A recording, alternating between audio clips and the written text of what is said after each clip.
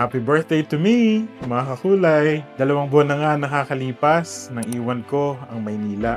Marami ang pamumuhay sa Manila, pagiging top executive sa malalaking kumpanya doon. At pinili kong mamuhay dito sa mahal kong Kapalonga. Lumipat ako ng Kapalonga nang walang kaibigan, walang pamilya, pero dahil sa inyong lahat, I felt so welcome.